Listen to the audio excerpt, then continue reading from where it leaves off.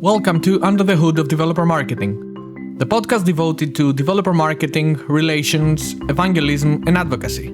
I'm Stathis Georgakopoulos, and I'm your host. In each episode, I welcome a guest from the developer marketing world. We talk about best practices, challenges, lessons learned, and share insights, data, and experiences to help you boost your DevRel game, talk to, and engage with developers.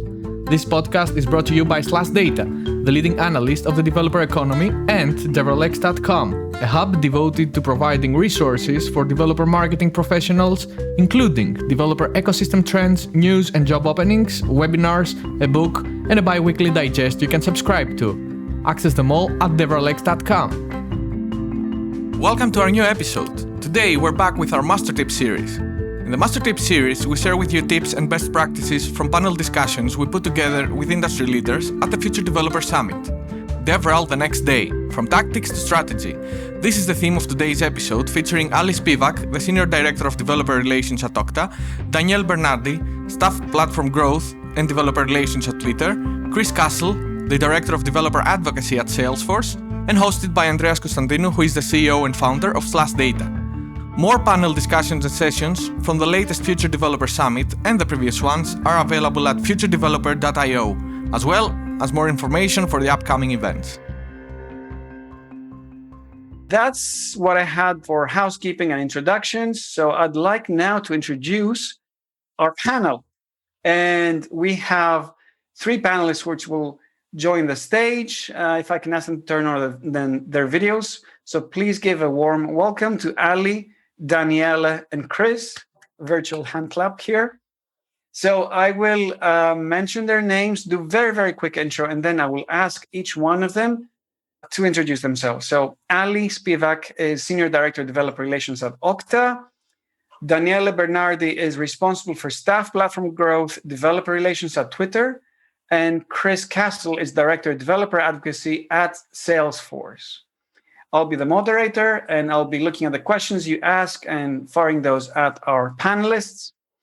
And so, Ali, Danielle, and Chris, can I ask each of you for a quick intro and, most importantly, a fun fact about you so we can get to know you a bit better? Let's start with Ali. Thanks, Andreas. So hello, I'm Ali Spivak. I'm currently Senior Director of DevRel at Okta. And before that, I was at Mozilla, leading MDN among many other things. I've been a developer for, I probably don't even admit how long, but pretty much about 20 years now, although I don't write as much code now as I used to. Fun fact about me, I can't sit still. In the pandemic, I have moved 5 times, bought a house, sold a house, and change states. So I think I'm one of those DevRel folks who you don't give me an airplane to get on, I got to find something else to do. So yeah, I'm not good at that. Force of habit. Force of habit. Thank you, Ali. Daniele? Hi, everyone. I'm Daniele, leading the consumer developer effort for our developer platform. Just like Ali said, also been a developer for pretty much all my life. Just like Ali, don't code that much, but I do code when it's needed. Like last week, we had Hack Week, and I coded, and it was amazing. Fun fact about myself, I don't know, during the past 12 months, this apartment has been filling up with weird things. One thing that I happen to have, Taylor Swift bracelets for some reason. I'm not even a Taylor Swift fan much, so I don't know why, but that's what's happening. Thank you, Daniele. And Chris? Good evening, I think, to you, Andreas. Good evening, good morning, good afternoon, Chris, to everybody out there. My name is Chris Castle. I'm a Director of Developer Advocacy at Salesforce. Started with focusing mostly on Heroku. And some of you may know, some of you may not know that Heroku is part of Salesforce, part of the Salesforce platform. I've been a product manager, a developer, a data analyst, economic consultant. I've done all sorts of stuff. I've been a ski patroller, avalanche safety instructor, and kind of all of those came together, and I've found myself in developer relations now.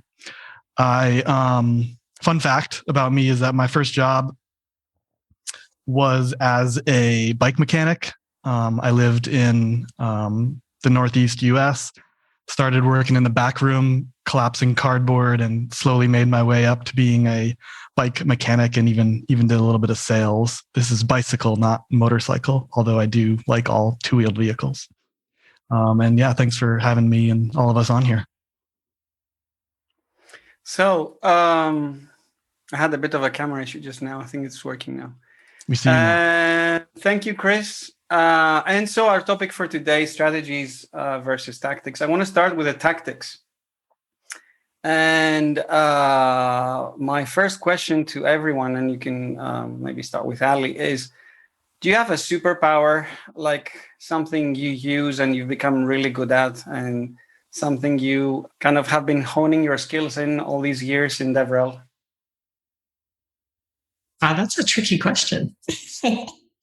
I don't say think it's a superpower per se, but I do think, especially being in DevRel, like the cross-functional collaboration, I think is probably one of the key. I don't know if it's a tactic or a strategy or just a personal superpower per se.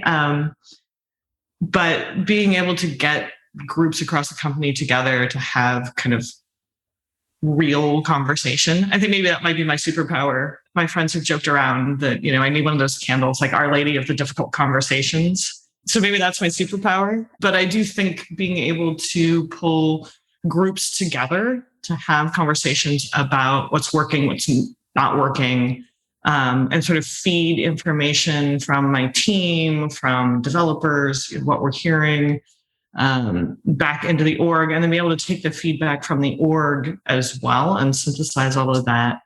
Sort of driving those conversations, I think, is kind of key, like the key power of sort of that DevRel leadership role that you find yourself in. I saw Chris nodding, so I might hand over to him to let him finish his superpower. No, I think that's super important. The bringing people together and difficult conversations is important in any role, but especially I think in DevRel being a new-ish business function and requiring more soft skills than maybe some other roles. Yeah, I'd say my superpower in this area at least stems from or comes from my role as a product manager, in that I really enjoy working with a group of people to create really polished, nice product demos or demo applications in general. So it kind of combines a little bit of coding and product management and working together with a team. But going back on kind of one of Ali's points, I think the superpower that we all want or all should want to have is how do we make our team stronger? DevRel in general has or developer advocates or developer evangelists kind of have this there are these celebrities that exist in the industry, and those are great and valuable to businesses, and it's fun for the people involved, but making kind of everybody on your team as powerful as possible and not just kind of focusing on that individual celebritydom is something I hope I do well at, and I'm trying to do better at these days. I totally agree with that as well. It's a good segue on what the superpowers are. I think our superpowers is the ability to communicate regardless of the media and the channel. Like even at the end of last year, we tried things like more video form content, YouTube, Twitch, or our own videos posted on the Twitter Dev handle. But there's also good opportunity now with Spaces and the more like audio form communication, and obviously there's always the text-based communication. And so try to reach developers where they are, and with the media they feel more comfortable to begin with would be one of the good things to really optimize for, as we have developer advocates that are more capable and just like natural at working with video form of content. I personally myself feel more comfortable with audio form content, and so that's the opportunity there to reach other developers that are like-minded, that maybe don't want to appear but they want to share their ideas and do that. That's a nice tactic that can allow us to do two things at the same time. One, reach out into like new channels that are trending and growing, and second, getting the attention of more developers where we wouldn't be able to in the past. Looking at the topic of tactics for now, just want to do another round. Ali, you moved from Mozilla to Okta fairly recently, and I wanted to ask, is there something that Okta can learn from Mozilla? Is there something in your Mozilla arsenal, like things you use to engage developers that I think you're using now, you think Okta can learn from? Wow. I mean, obviously, Okta thought there was something because they hired me. I think there's a couple pieces. I mean, Mozilla's incredibly strong open source and community background, I think, are an area that kind of any company that sort of has more operated in the enterprise space is looking to have some experience. I know that was one of the things that was really interesting. I also think just sort of a breadth of background for me. I kind of like Chris, I've done, I started out as a web developer, and then I've done product management, I've done program management, I've, managed teams doing marketing, I managed teams doing engineering. So I think sort of that breadth is also something that I bring in. But I do think realistically, like the open source and community background that I brought from Mozilla is really kind of a key piece that I'm bringing into the mix at Okta, and sort of thinking broadly. What do you think Mozilla does really well? Wow. There's a lot of great things. The community piece, I think, has been huge. I mean, obviously, for me personally, it's documentation. I was responsible for MDN, which is kind of Mozilla's web platform documentation site, which is an amazing, incredible resource. Probably the highlight of my career so far is being involved with MDN. So I think that focus on not just creating great documentation, but sort of community-led documentation has probably been a huge strength for Mozilla. But I think Mozilla's strength has always been kind of that world-minded. So looking sort of for the good of the internet. And that has carried through and given a huge amount of goodwill to the company. And so I think all companies that are successful strike a chord with their users or with sort of the broader community that they're reaching for. You meet a need, but a product, there's more than just a product. I think it's really striking that chord of a need. I'm getting out of tactics and more into strategy, but I think that people want to be connected to something. And Mozilla has always sort of been able to connect their community to something greater than just we're creating a product. And so I think, that sort of feeling being a part of something is a huge benefit to any company. Thank you, Alan. Sorry to corner you with that Mozilla Okta question. Daniela, I remember in our prep session, you talked about lookalike audiences. And I don't know if this is something you can share about, because it's a nice tactic. Yeah, of course. Yes, it's a nice tactic that we started to develop not too long ago, but it proved to be successful, and it's leading up to our renewed effort to work on the new developer platform. So our story is we don't just build things for developers; we build with them, and it's always a combination of the True API plus the creativity of developers.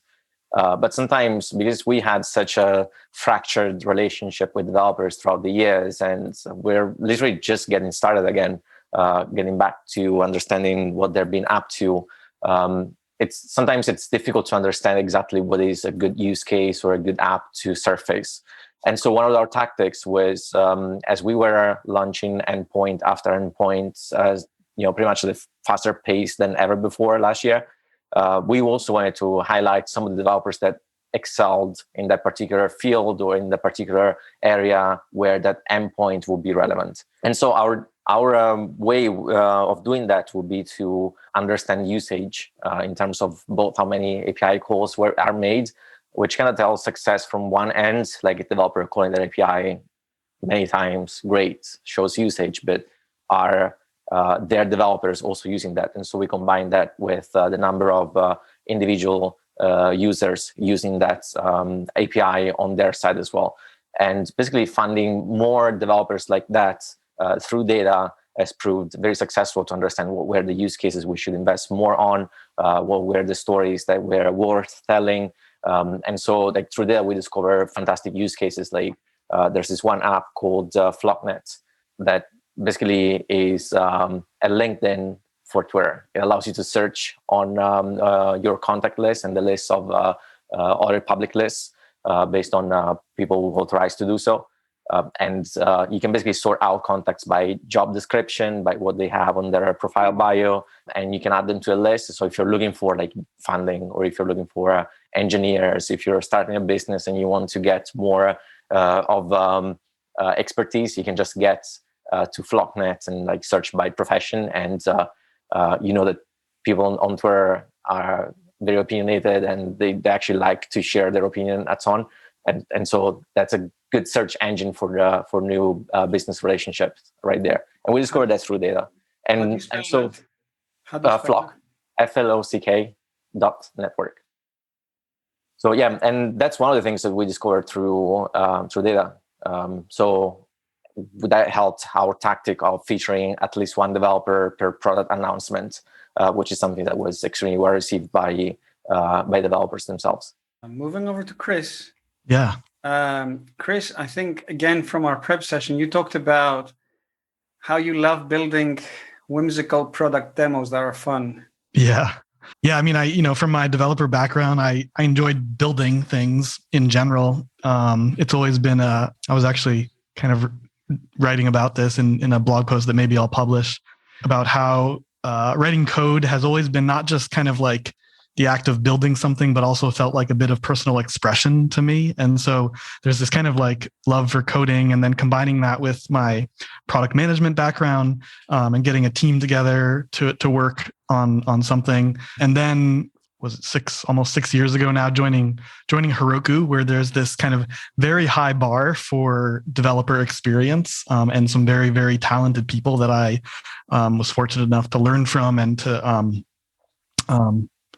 get expectations set from. I kind of thrived in that environment and loved working with a team to build something kind of beautiful and polished and engaging and fun. Whether it was at like in-person events that Heroku sponsored, or like Dreamforce, which is Salesforce's big event every year, or virtual things. There's a GitHub organization named Fostive, FOSTIVE. We created it's Fostive, standing for Free and Open Source Tools for Incredible Virtual Events. So it came up last year. We were like, virtual events are just not that satisfying. How do we make them better? And so we started working on some tools that event organizers could use to improve their events, and launched it actually with Cascadia.js, which is a JavaScript event in the Northwest, but it was virtual at the end of last year. So that's been my tactic that I've been focused on, or kind of know that I am able to do pretty well. And I think we're about halfway, just over our panel here. A reminder for the audience, if you want to ask questions, there's a dedicated button, and I think it's just below the main stage. Otherwise, I'll get to ask my questions. And I think we can move to the strategy topic now. And I know we discussed this very, very interesting topic, which has to do with growing versus joining a community. And I'm sure everyone has an opinion here. Who wants to go first? I'm happy to jump in. This is super interesting to me because of my kind of like dual professional life over the past few years in this world that is Heroku and this world that is Salesforce, the developer worlds. Salesforce has been amazing at building this kind of like thriving developer community, and those that exist within it are very well connected and love what they do and love kind of the connection to the company and the tools and the things they get to work on. Whereas Heroku has built a community maybe much more organically and not actively, more passively, just by creating products and tools that developers are more general web developers are more excited about, or very excited about. And it was mostly hands off. There was a lot of connection to the language communities. within Heroku, connection to like the Ruby community. And so the TLDR there is that like Heroku has kind of this very dispersed and maybe like less kind of tied to Heroku community members, whereas Salesforce has this very tight and very kind of like directly tied to the company community members. And so I'm trying to like figure out now what's the right balance of those two things. How do we say grow the Salesforce developer community in a meaningful and relevant way, instead of just kind of focusing on nurturing and focusing on existing community members like Salesforce is super good at? Kind of how do we inject some of the ethos or principles of Heroku and how they interacted with the community into Salesforce? And it's not an easy problem. I don't have any great answers. We're kind of figuring it out as we go with the group of people. But it's been a lot of fun and a lot of challenging conversations. We could probably use Ali to help us with the difficult conversations. So yeah, that's kind of the strategy that's been on my mind. Again, I don't have answers for you, but it's a super interesting thing that I think a lot of DevRel people need to think about. It's like, do we build a community from scratch that's like developed around this one product or company like Salesforce? Or do we let a community kind of just grow, kind of like Heroku did? Yeah, I don't know what the right answer is. And it's probably somewhere in the middle. It's never black or white. Ali, Daniela, do you have any solutions or thoughts? I'm very much in a similar space, I think, as Chris, although, maybe less defined. Okta has very much been kind of the Heroku model where our advocates are very embedded in their language communities.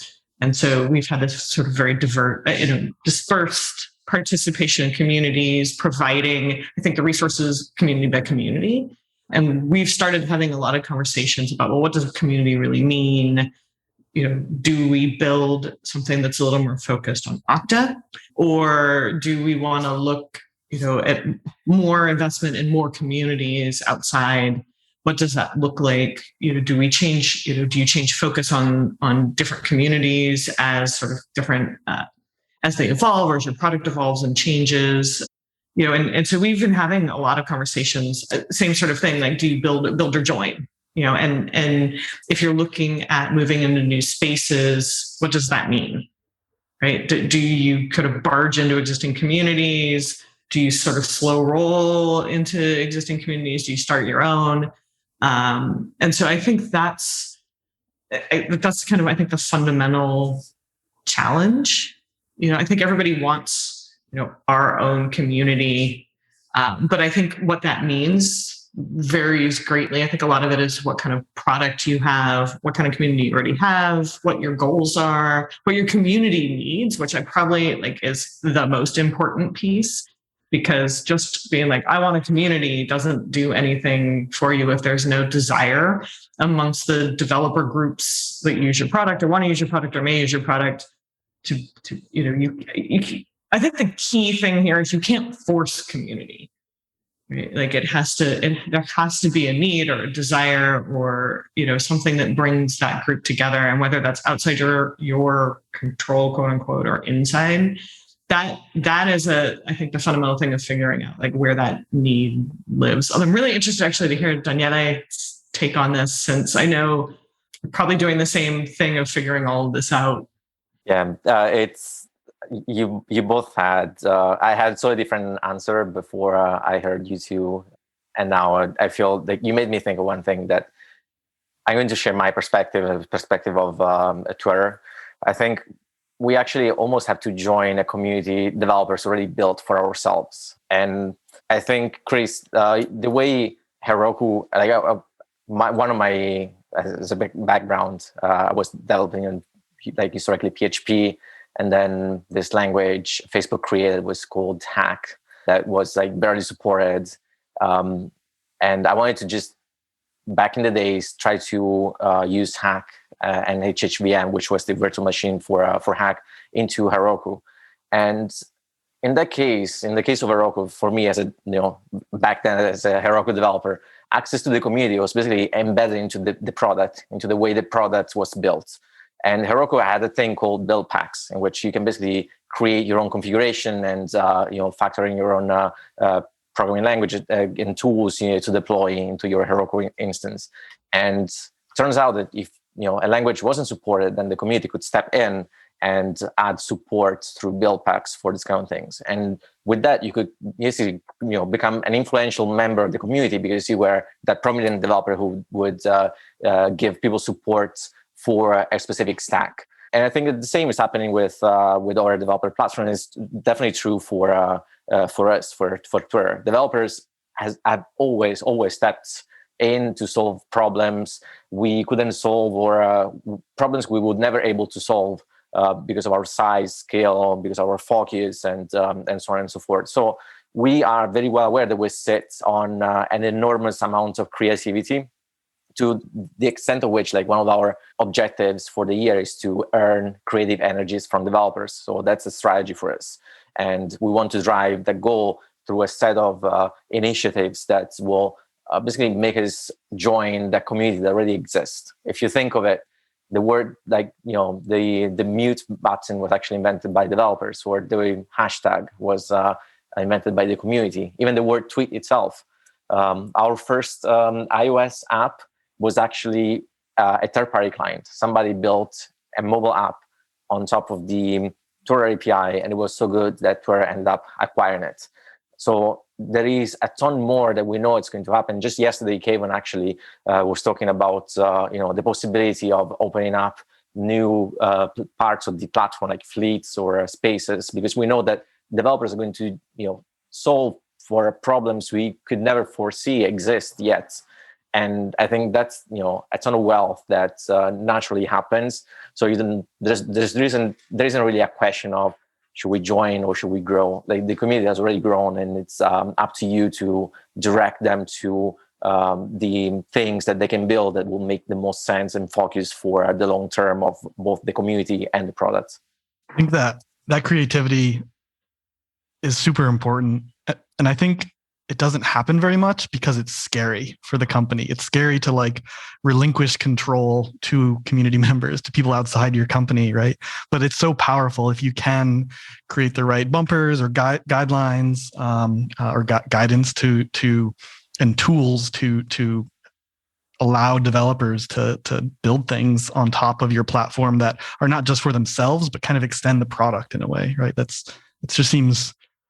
It's yes, really scary, but it can be so powerful if a company can figure out how to do it. I want to give some time to the audience for questions, and we have 5 questions, and you can actually go to the app through the Q&A option and upvote any of the questions you want.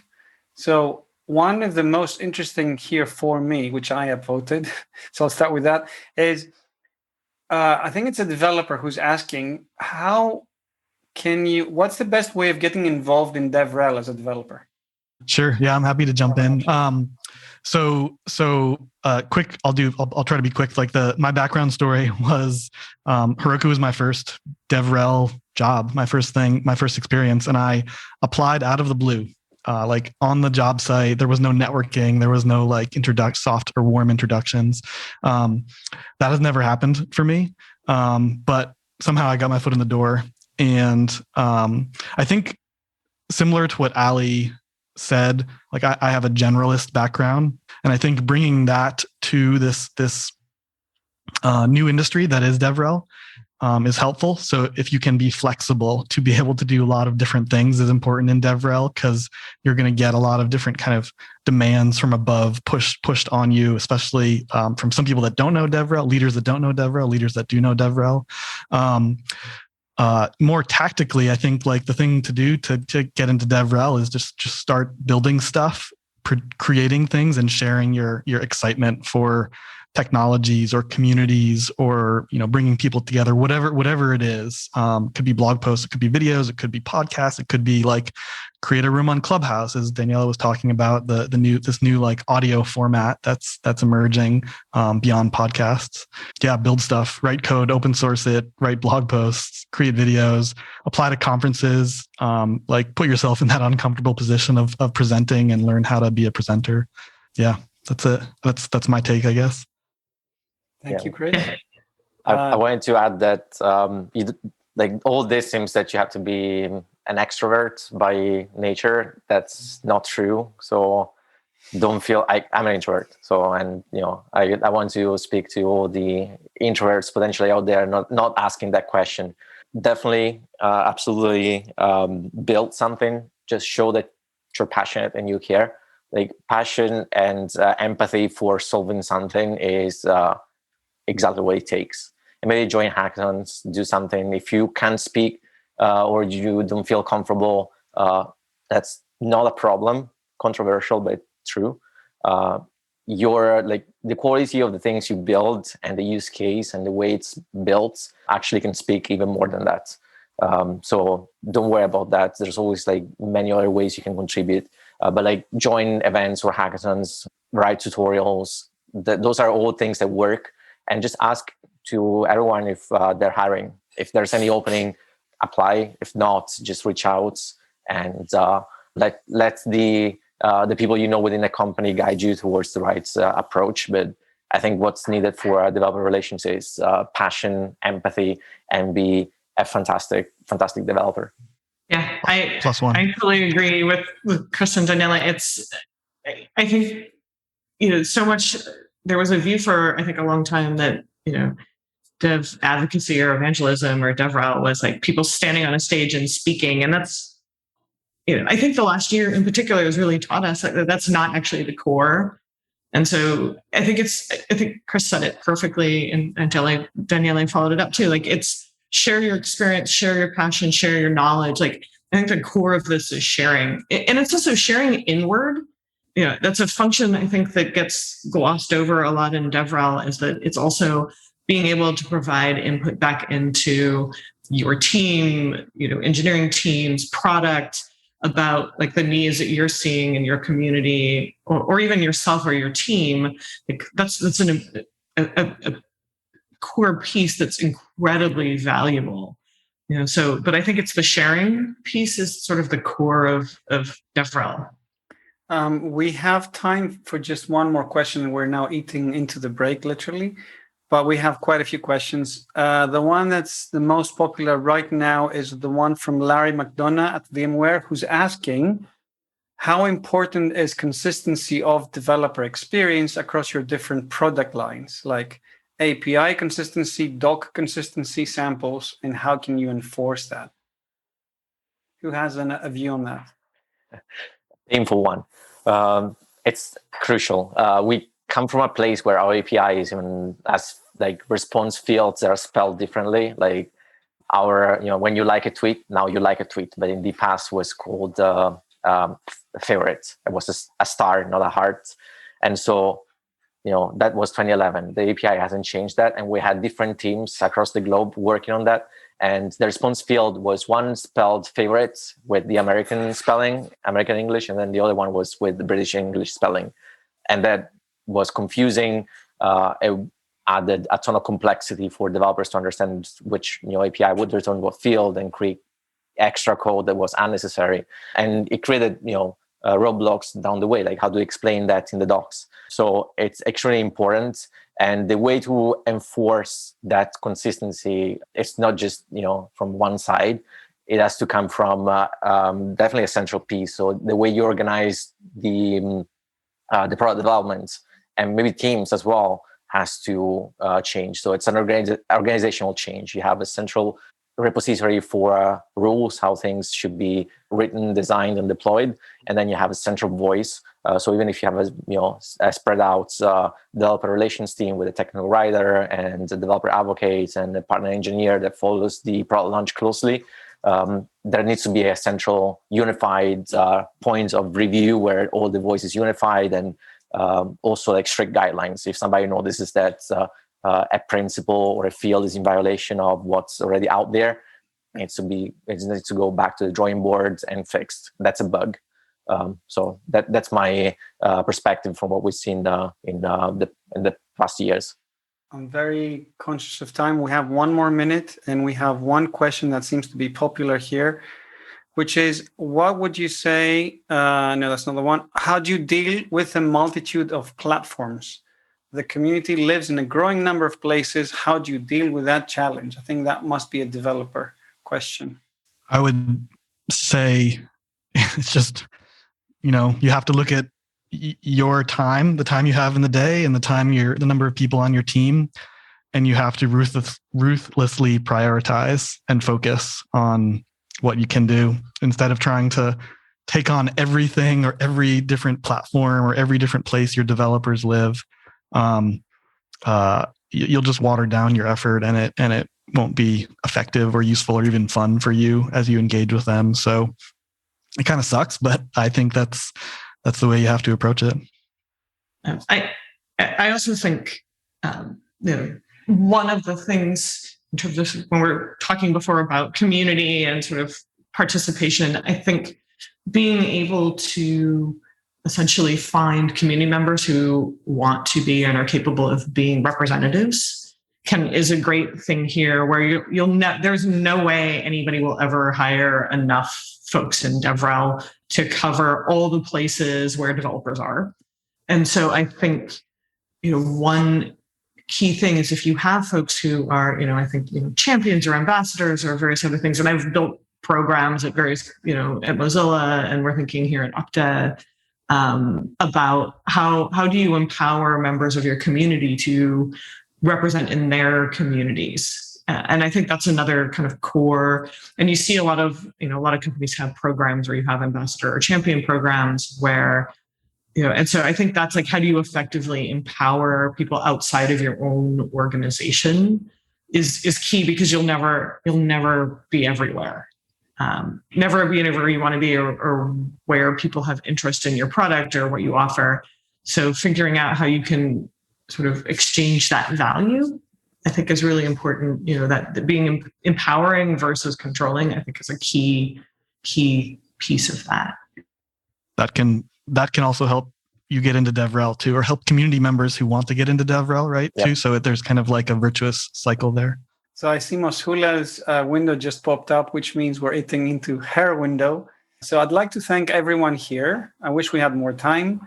Thank you, Ali. Thank you, Daniela. Thank you, Chris, for making it to the panelists' talk. And we still have a few questions which are unanswered. We can do the responses over Twitter, like Chris suggested. The handle is /DataHQ. We'll be doing these after the event. And we also have a networking session just after Kostas's talk, which is in about, I think, 20 minutes or so, give or take. We can also answer questions there. So everyone, thank you for listening to Under the Hood of Developer Marketing, the podcast devoted to developer marketing and relations. You can listen to all episodes, find free resources and the latest news at devrelx.com, and you can subscribe to our bite-sized bi-weekly digest or follow us on Twitter at /DataHQ for regular updates. It's been great having you. Thank you very much for joining us.